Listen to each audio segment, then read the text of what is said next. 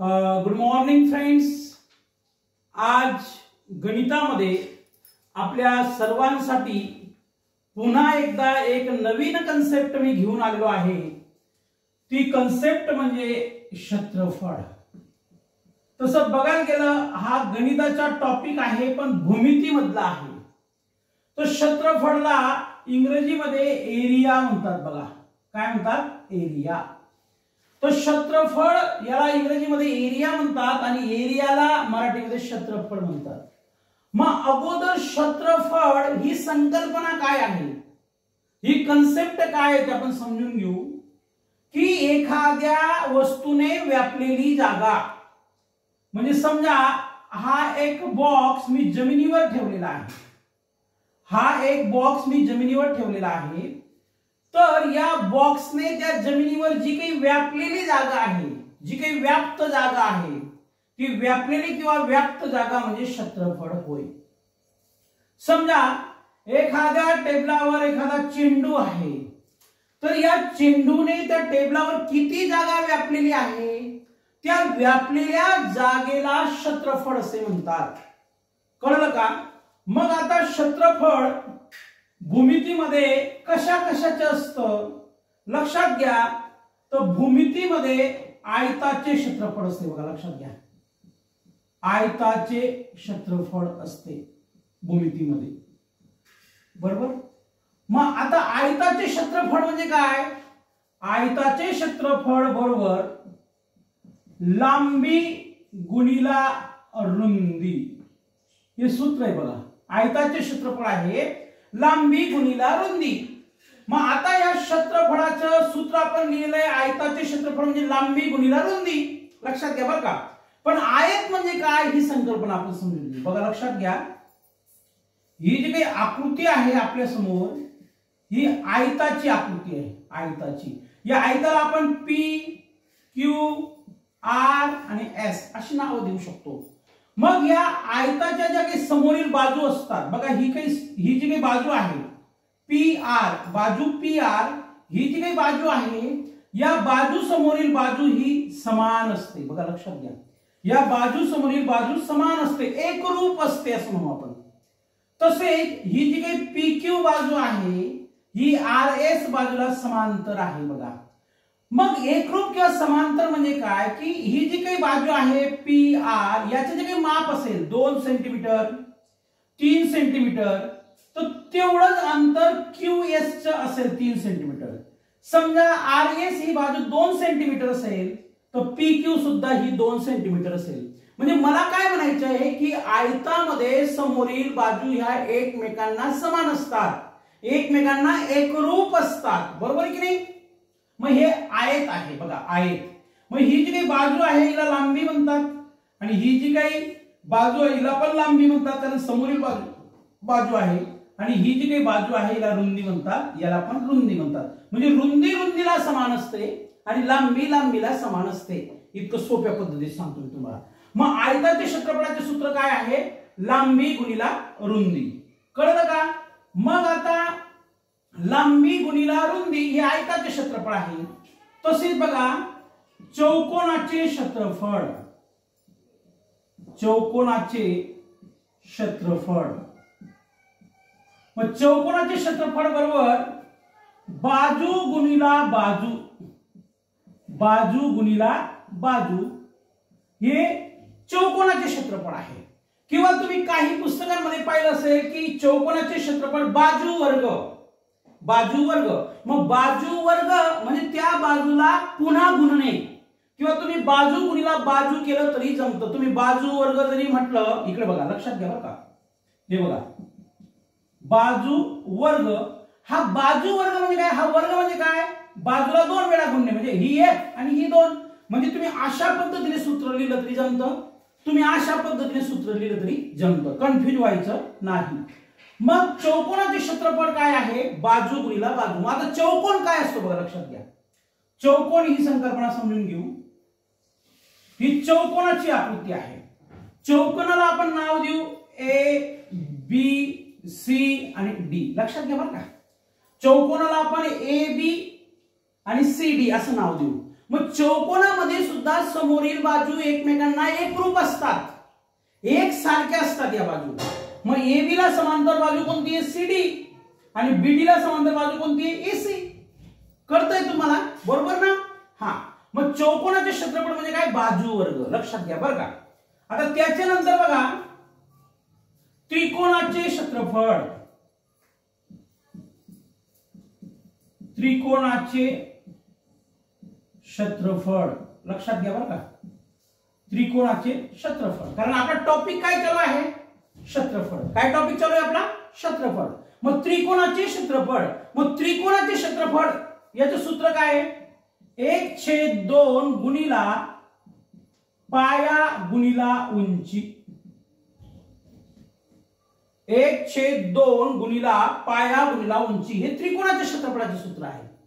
बरोबर. मग आता त्रिकोण कसा असतो? त्रिकोण म्हणजे काय? या शब्दामध्ये अर्थ लपलेला आहे. म्हणजे त्या आकृतीला 3 कोण असतात. हा एक कोण आहे, हा एक कोण आहे आणि हा एक कोण आहे. याला नाव देऊ आपण ABC. लक्षात घ्या. या त्रिकोणाला कसं वाचायचं?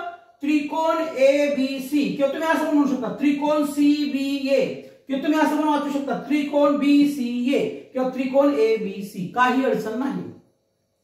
मग या त्रिकोणाची ही जी काही खालची बाजू असते त्याला पृष्ठभाग म्हणू आपण. हे त्रिकोणाची जी काही खालची बाजू असते का याला पाया म्हणतात. कारण आपल्या सूत्रामध्ये काय आहे बघा, लक्षात घ्या. पाया. हे त्रिकोणाची जी काही खालची बाजू असते ना याला पाया म्हणतात. आणि त्रिकोणाची जी इकडची बाजू असते याला उंची म्हणतात. कळतंय? म्हणजे त्रिकोणाचे कन्सेप्ट आपली क्लिअर झाली. पण या त्रिकोणाची संबंधित जेव्हा प्रश्न येतील तर या सूत्रानुसार आपल्याला प्रश्न सोडवावे लागतील. चौकोनाच्या संदर्भात जे प्रश्न असतील तर बाजू गुणिला बाजू याच्या मदतीने आपल्याला ते प्रश्न सोडवावे लागतील. आयताचे क्षेत्रफळ याच्याशी संबंधित काही प्रश्न आले तर लांबी गुणिला रुंदी या पद्धतीने आपल्याला सोडवावे लागतील. मग आता बघा की अजून एक आहे काटकोन त्रिकोणाचे क्षेत्रफळ. लक्षात घ्या. काटकोन त्रिकोणाचे क्षेत्रफळ. याचे सूत्र काय आहे? 1/2 गुणिला बाजू करणाऱ्या संख्यांचा गुणाकार. बाजू करणाऱ्या संख्यांचा गुणाकार म्हणजे काटकोन त्रिकोणाचे क्षेत्रफळ. मग आता काटकोन त्रिकोण कसा असतो बघा, लक्षात घ्या. हा काटकोन असतो, हा 90 अंशाचा. लक्षात घ्या. याला नाव देऊ आपण AB आणि C. बरोबर. मग काटकोन त्रिकोणाचे क्षेत्रफळ म्हणजे काय? 1/2 गुणिला बाजू करणाऱ्या संख्यांचा गुणाकार. मग नेमकं कसं असतं हे आपण समजून घेऊ. याचा आपल्याला स्क्रीनशॉट घ्यायचा असेल, याचा फोटो काढायचा असेल काढू शकतात. आता अगोदर आपण आयताच्या क्षेत्रफळाशी संबंधित उदाहरण बघणार, त्याच्यानंतर चौकोनाच्या क्षेत्रफळाशी संबंधित उदाहरण बघणार, त्यानंतर त्रिकोणाच्या क्षेत्रफळाशी संबंधित प्रश्न बघणार किंवा उदाहरण बघणार, त्यानंतर काटकोन त्रिकोण क्षेत्रफळ याच्याशी संबंधित आपण प्रश्न सोडवणार. पण आज क्षेत्रफळामध्ये तशा खूप संकल्पना आहेत, पण आज आपण ह्या 4 संकल्पना बघणार आहोत. राईट? कळलं? कळलं. फोटो काढा, स्क्रीनशॉट घ्या, काही अडचण नाही. पुसू का? पुसू शकतो. इकडे बघा. आता क्षेत्रफळ म्हणजे काय? एरिया. मग आपण कशा कशाची सूत्र लिहून घेतली हो? आयताचे क्षेत्रफळ, चौकोनाचे क्षेत्रफळ, त्रिकोणाचे क्षेत्रफळ आणि काटकोन त्रिकोणाचे क्षेत्रफळ. कळलं का? आता याच्याशी संबंधित उदाहरणे कशी असतात आपण आता आयताच्या क्षेत्रफळाचं उदाहरण घेऊ. राईट? बरोबर. आता इकडे बघा. पहिलं उदाहरण आहे 10 सेमी. लक्षात घ्या बरं का, 10 सेमी मी बोलत आहे. हा 10 सेमी. 1 minute, 1 minute. एका आयताची लांबी बघा, एका आयताची लांबी 10 सेमी. किती सेंटीमीटर? सेमी म्हणजे काय? सेंटीमीटर. 10 सेमी व रुंदी 12 सेमी. रुंदी किती? 12 सेमी. हाय तर आयताचे क्षेत्रफळ किती बघा लक्षात घ्या, आयताचे क्षेत्रफळ काळा किंवा किती, लक्षात घ्या आयताचे क्षेत्रफळ किती, कळलं का तुम्हाला? आता लक्ष द्या, एका आयताची लांबी 10 सेंटीमीटर व रुंदी 12 सेंटीमीटर आहे, तर आयताचे क्षेत्रफळ किती? मग आता आयताचे क्षेत्रफळ जर काढायचे असेल तर आपल्याला सूत्र माहित असलं पाहिजे. सूत्र आपण समजून घेतलंय. बघा सूत्र काय आहे, आयताचे क्षेत्रफळ बरोबर लांबी गुणिला रुंदी. आता आपल्याला सूत्र मिळालेलं आहे. मग आयताचे क्षेत्रफळ काय, याचं सूत्र काय, लांबी गुणिला रुंदी. मग याच्यामध्ये काय करायचं, आपल्याला किमती टाकायच्या आहेत. मग आता बरोबर लांबी किती आहे 10 आणि रुंदी किती आहे 12, बरोबर लक्षात आलं. मग आता यांचा गुणाकार करायचा. मग गुणाकार का करायचा, कारण की घेतं लांबी आणि रुंदीमध्ये गुणाकाराचं चिन्ह दिले, लक्षात घ्या बरं का. लांबी आणि रुंदीमध्ये गुणाकाराचे चिन्ह दिलेले असल्यामुळे आपल्याला 10 गुणिला 12 करावं लागेल. मग हा 10 कुठून आला, 10 ही काय लांबी आहे आणि रुंदी किती आहे 12. मग आता बघा 12 एक 12, हा शून्य जशाच्या तसा लिहा, म्हणजे 120 चौसेमी, 120 चौसेमी. आता चौसेमी का लिहिलं, आयताला किती बाजू असतात, 4 बाजू असतात, बरोबर आहे, त्यामुळे चौसेमी, 120 चौसेमी. कळलं. मग आता हे उदाहरण तुम्हाला समजलं असेल. अजून एक उदाहरण घेऊ आयताशी संबंधित. फक्त कन्फ्युज होऊ नका, समजून घ्या. समजत नसेल तर पुन्हा पुन्हा व्हिडिओ बघा. हा बघा दुसरं उदाहरण घेऊ. एका आयताची लांबी, आयताची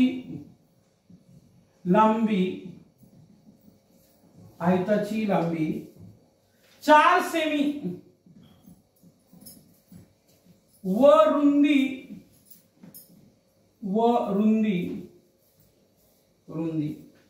6 सेमी आहे, 6 सेमी आहे, तर क्षेत्रफळ काढा असा प्रश्न आहे. समजा तर क्षेत्रफळ काढा, तर काय करायचं इकडे बघा, आयताचे क्षेत्रफळ सूत्र लिहू बरोबर लांबी गुणिला रुंदी, याच्यात किमती टाका. मग लांबी किती आहे, बरोबर 4 सेमी गुणिला 6, यांचा जर गुणाकार केला 4 सक 24, म्हणजे 24 चौसेमी असं त्याचे उदाहरण येईल. बघा उत्तर येईल. मग आयताचे क्षेत्रफळ कसं काढतात हे तुम्हाला समजलं असेल, बरोबर आहे की. मग आयताचे क्षेत्रफळ काढण्यासाठी आपल्याला समजून काय घ्यायचे, लांबी काय असते, रुंदी काय असते. मग लांबी ही संकल्पना आपल्याला क्लिअर असली पाहिजे, रुंदी ही संकल्पना आपल्याला क्लिअर असली पाहिजे. आणि या दोन संकल्पना जर आपल्याला क्लिअर असल्या तर आपण कोणतेही उदाहरण सोडवू शकतो, बरोबर आहे की नाही. मग आता आयतावर अशा प्रकारचे प्रश्न विचारले जातात, तर अशा प्रश्नांचा तुम्ही किंवा मी आपण सर्वांनी काय केलं पाहिजे, विद्यार्थी मित्र सराव केला पाहिजे, बरोबर. मग आता आपण चौरसाचे क्षेत्रफळ कसे काढतात याची 2 उदाहरणं बघू. चौरसाचे क्षेत्रफळ कसे काढतात त्याची 2 उदाहरणं बघू आपण.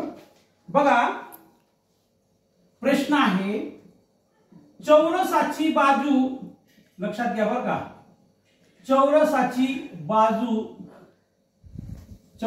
बाजू 20 मीटर आहे. किती आहे, 20 मीटर आहे, 20 मीटर आहे. तर क्षेत्रफळ किती, तर क्षेत्रफळ किती किंवा क्षेत्रफळ काढा असा प्रश्न बघा, लक्षात घ्या. मग आता चौरसाच्या क्षेत्रफळाचे सूत्र काय आहे, कारण सूत्राशिवाय उदाहरण सोडवता येणार नाही.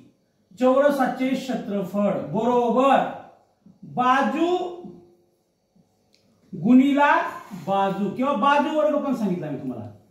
मग बाजू गुणिला बाजू, मग बाजू किती दिलेली आहे, 20 मीटर दिलेली आहे, म्हणून बघा 20 गुणिला 20. मग 20 गुणिला 20 म्हणजे काय, 2 दुना 4 आणि 0 दोघं, मग चौमी 404 याचं क्षेत्रफळ येतं. कुणाचं, चौरसाचं. कशाचं येतं, चौरसाचं. दुसरं उदाहरण बघा चौरसाचं. दुसरं बघा, चौरसाची बाजू 18 मीटर, सेंटीमीटर असेल तर चौसेमी लिहायचं, मीटर असेल तर चौमी लिहायचं बरं का. लक्षात घ्या, एका चौरसाची बाजू 18 मीटर आहे, तर तर तर क्षेत्रफळ काढा. तर काय, क्षेत्रफळ काढा. तर आता बघा सूत्रामध्ये टाकू आपण किमती. चौरसाचे क्षेत्रफळ बरोबर 18 गुणिला 18. 18 गुणिला 18 म्हणजे 18चा वर्ग, बरोबर आहे का. मग आता 18 गुणिला म्हणजे 18 गुणिला 18 किती होतात बरं, सांगा बरं. 18 गुणिला 18 किती होतात. हा, हे बघा, 18 गुणिला 18, 8 64, 6 चला 8 1 8, 8 किती 14, पुन्हा 1 8 8, 1 1 1, मग 4 8 4 12, 324 किती येईल, 324 चौमी. किती लो, 324 चौमी. मग आता आयतावरचे प्रश्न कसे सोडवतात, चौरसावरचे प्रश्न कसे सोडवतात हे आपल्याला कळलं. आता समजा आपल्याला जर त्रिकोणाचे क्षेत्रफळ काढायला लावलं असेल, कशाचं, त्रिकोणाचं, तर त्रिकोणाचं क्षेत्रफळ कसं काढायचं बघू आपण. आपल्याला जर त्रिकोणाचं क्षेत्रफळ काढायला लावलं असेल तर त्याच्यावर कसे प्रश्न विचारले जातात बघू आपण. इकडे बघा, त्रिकोणाचे बघा 10 सेमी, पहिलं उदाहरण आहे. 10 सेमी, सेमी म्हणजे मी सांगितलं तुम्हाला सेंटीमीटर. 10 सेमी पाया, 10 सेमी पाया आणि 8 सेमी उंची, आणि 8 सेमी उंची असेल तर त्रिकोणाचे क्षेत्रफळ काढा, असा प्रश्न आहे. मग आता बघा याचं सूत्र काय आहे. त्रिकोणाचे क्षेत्रफळ बरोबर 1/2 गुणिला पा म्हणजे पाया आणि उ म्हणजे उंची, राईट. मग आता याच्याने किमती टाकू. बरोबर 1/2 जशाच्या तसा घ्या, त्याच्यानंतर गुणिला पाया किती आहे 10, उंची किती आहे 8, गुणीचे चिन्ह म्हणून गुणिला. मग आता भाग द्या. बेक बे, बे पंचे 10, मग उरलं काय वरती 1 गुणिला 5 गुणिला 8, बरोबर आहे का. मग 1 5 5, 5 8 40, 5 8 40, म्हणजे 40 चौसेमी याचं क्षेत्रफळ येईल. कुणाचं क्षेत्रफळ येईल, त्रिकोणाचं क्षेत्रफळ येईल. कशाचं येईल, त्रिकोणाचं येईल. पुन्हा दुसरं उदाहरण बघा, म्हणजे आपल्या सगळ्या संकल्पना क्लिअर होतील. मी त्यासाठी 2 3 3 उदाहरणं घेत आहे. बघा 5 पाया, 5 पाया व 10 उंची, व 10 उंची, हे सेंटीमीटर मध्ये ना. 5 पाया व 10 उंची तर त्रिकोणाचे क्षेत्रफळ काढा, असं त्याचा अर्थ आहे. मग बघा त्रिकोणाचे क्षेत्रफळ बरोबर 1/2 गुणिला पा गुणिला उ, राईट. मग आता बघा 1/2 जशाच्या तसं लिहा, गुणिला पाया किती आहे 5, उंची किती आहे 10, हे सोडवा बरं. बे क बे, बे पंचे 10, पुन्हा उरलं काय 1 गुणिला 5 गुणिला 5, बरोबर आहे का. मग 5 1 5, 5 5 25, किती आलं 25 चौसेमी. कळतंय का तुम्हाला मी जे सांगतोय ते. म्हणजे या त्रिकोणाचे क्षेत्रफळ काय आलं 25 चौरस सेंटीमीटर, राईट. तर मला असं वाटतं तुम्हाला पाया, चौरस, त्रिकोणाचे क्षेत्रफळ कसे काढायचे या तिघ संकल्पना किंवा या तिघ कन्सेप्ट तुम्हाला समजले असतील. तर एक शेवटची कन्सेप्ट आहे, ते शेवटची कन्सेप्ट म्हणजे काय, काटकोन त्रिकोणाचे क्षेत्रफळ. आता काटकोन त्रिकोणाची आकृती कशी असते ते मी तुम्हाला सांगितलेलं आहे जेव्हा प्रास्ताविक करत होतो या चॅप्टरचं. तर आता बघा अशा प्रकारची उदाहरणं कशी सोडवायची हा. काटकोन त्रिकोणाचे क्षेत्रफळाचं सूत्र काय बघा. उदाहरण घेऊ. काटकोन त्रिकोणात, लक्षात घ्या बरं का, काटकोन त्रिकोणात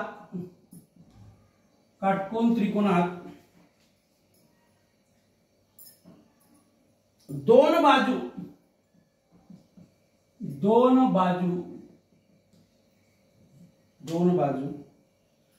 8 व 10 आहेत. 8 व 10 आहेत. काटकोन त्रिकोणात दोन बाजू 8 व 10 आहेत, तर काटकोन त्रिकोणाचे क्षेत्रफळ काढा, असा हा प्रश्न आहे. मग सूत्र काय बघा. काटकोन म्हणजे त्रिकोणाचे क्षेत्रफळ बरोबर 1/2 गुणिला काटकोन करणाऱ्या दोन बाजू, गुणिला काटकोन करणाऱ्या दोन बाजूचा गुणाकार. हा गु म्हणजे काय, गुणाकार, बरोबर 1/2 गुणिला पहिली बाजू काय आहे 8 आणि दुसरी बाजू काय आहे 10. मग बेक बे बेचोक 8 उरलं काय हो, उरलं काय 1 गुणिला 4 गुणिला 10 बरोबर आहे का. मग 4 1 4 10 चौक 40 चौसेमी. कळलं का. तर अशा प्रकारे काटकोन त्रिकोणावरची सुद्धा उदाहरणं तुम्ही सोडवू शकता. तर आपल्याला हा व्हिडिओ कसा वाटला बघा, लाईक करा, पुन्हा बघा, शेअर करा. धन्यवाद. थँक्यू.